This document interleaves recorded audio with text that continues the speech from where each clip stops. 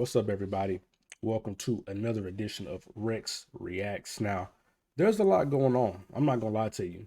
We had the Kai Cenat riot, we had the Alabama boat brawl, so I'm a little bit late getting this to you guys, and I apologize. But going forward, we will be on a formal schedule. We're gonna dive right into it. The Shy season 6 is crazy right now. I'm not gonna lie to you.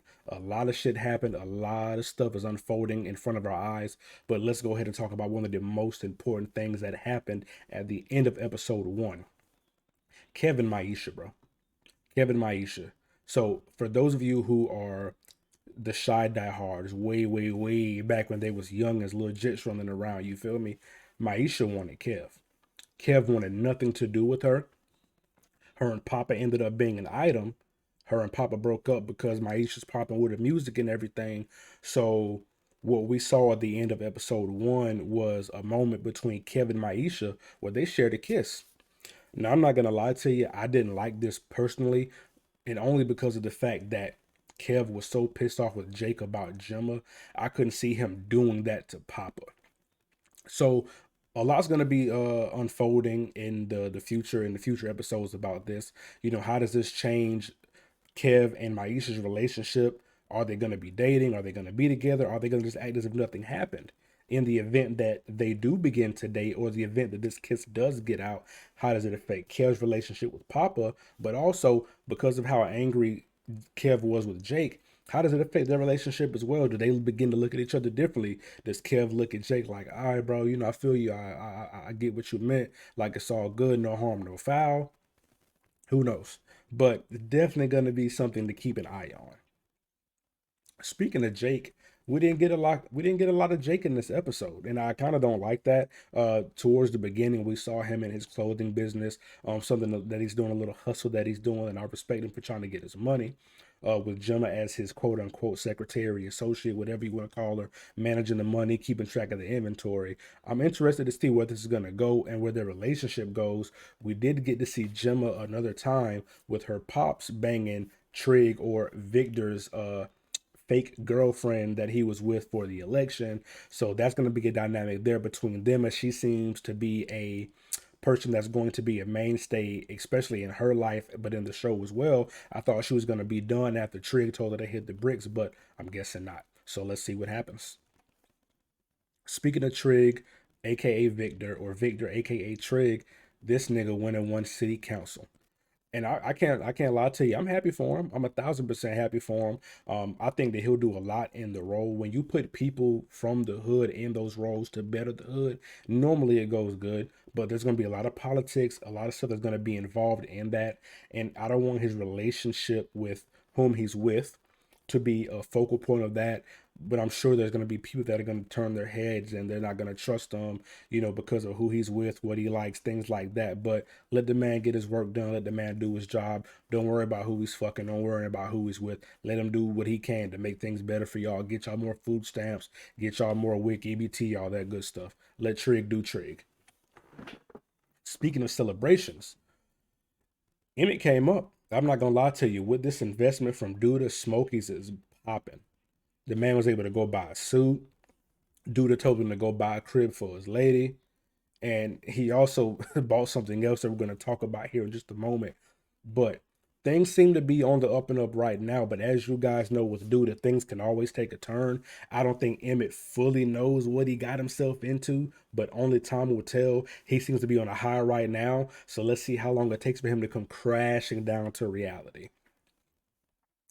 Like I said before, he's on an all-time high right now. He's making money. He has more money in his bank account than he's ever seen in his life. Probably more numbers than he's ever seen in school doing math. You know, Not sure where this relationship is going to go. Obviously, there's going to be some dark turns, as we see in some future episodes with some images and some trailers and things like that of Emmett with the gun. Emmett seems like he's going to be going through it, but as of right now, he's celebrating. But this right here is going to come back to haunt Emmett, and I'm going to tell you why. Never, never, never, ever, ever, ever hold another man's gun, because you never know what he's gonna do with it after your prints on it. Emmett, you know better. You got to be smarter than that, baby. We're not gonna keep too much time on this, but just be on the lookout. Be on the lookout. You see the homies right here, Darnell and my man's chopping it up, just reflecting about life. He's trying to find work. His old lady wanting to get a job. He can't smoke weed in the house. Like he can't play the PlayStation. She wanted to watch like Casablanca or Casanova, whatever, lovey dovey. He trying to watch well, I can't remember the movie, but let's just say he wanted to watch Menace to Society. And she's like, oh, can we watch the Titanic instead? So they're definitely clashing, him and his lady. Not sure how long the relationship is gonna last, but he's looking to want to get work.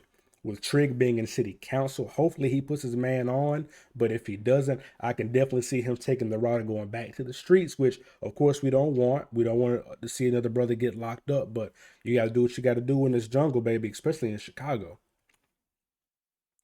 You got Kev.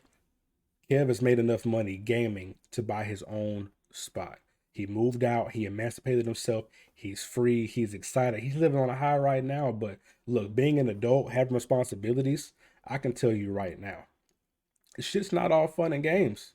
So is Kev gonna have a reality check at some point, which I'm sure he will, when the lights get cut off or the money stops flowing in for the games and he needs to buy this or he needs to buy that? It's not all a setup to be being on your own, young blood. So we're gonna see where he goes with that. And speaking of what I was just saying, you got enough money to get your own spot. That's great, but you don't got enough money for groceries, Kev. You got to try to sneak in your mom's crib and try to sneak out the fruit. You try to sneak the cereal and the milk out the refrigerator, big dog. Come on, Kev. Come on, Kev. You got to do better than that, big dog. Go buy yourself some groceries, man. Take that money that you earning on Fork Knife, take that money that you earning on Warzone, whatever you playing, and go buy yourself some groceries, man. Them women working hard for their money. They probably got some food stamps, some wick, and you just going in there stealing, bro. You can't do that, man. Get your money up, Kev. Come on, man. Keisha in this episode, I feel like this is the first time in a long time where they actually gave Keisha some focus and some real development. For the longest, she was in school, she was trying to get her education, juggle with Ronnie Jr., things like that. But now we're seeing her focus on real world aspirations, trying to get a job. And the first thing that we see is her butting heads with the teacher over the teaching of the kids. So my man's right here, little homie, didn't want to read out loud. The teacher asked him. He's like, nah, he got smart. You know how we do, man. I ain't trying to read that shit, man. I said, whack down, man. I ain't want to do that. Woody woo teach, you know what I'm saying? I smack the shit out you. So she's like, all right, well, you don't want to read, you can go in the corner. Keisha goes over there, talks to him, chats with him, makes him feel comfortable because she's a mother, so she has that nurturing, that motherly, just the essence about her where he felt comfortable. Let him pick a book he wanted to read, and my man's read the whole book out loud.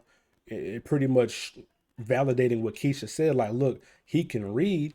He made us have some sort of fear, a phobia about reading out loud in front of the class. It's not that he can't do it or that he's wanting to be defiant. He has a real fear of reading in public, and it's a lot of thing. That's something that kids struggle with a lot in everyday life.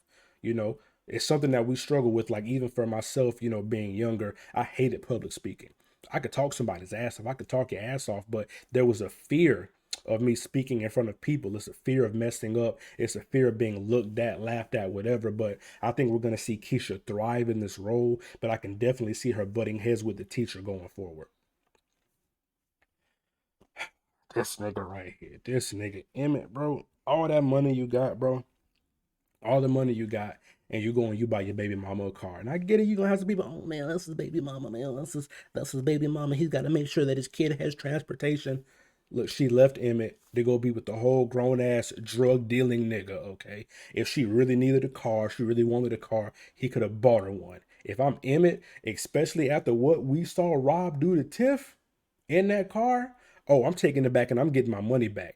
He paid cash money for a Nissan Altima. That's what 30, 40, 50K just off the rip that he's spending on his baby mama, and she getting thrashed in the backseat by her new nigga. Nigga, you could have bought her a car, but I digress, man. Hey, Emmett's living wealthy. Emmett's turning up. He's doing his thing. I'm proud of him, but don't buy your baby mama a car, bro. You feel me? And remember that gun that we talked about. The gun that we talked about, the gun that I said, never put your hands on another man's gun, Emmett. I guarantee you, this murder and that gun are going to be 1,000% connected. 1,000% connected. And I feel like that's how Douda's going to be able to control Emmett to the point of no return. And I'm going to be honest. Obviously, I don't know what's going to happen, but I can see Emmett and Douda having a showdown, if not at the end of this season, maybe at the beginning or end of next season, where I feel like Emmett is going to have to catch a few bodies meantime in between time, but I can definitely see Emmett being the one, possibly with the help of Keisha, that takes Douda out. I don't know. I'm just guessing, but when you put a man's back against the wall like what Douda's doing with Emmett, especially if the gun that his fingerprints are on were used to kill that man right there, who knows what could happen.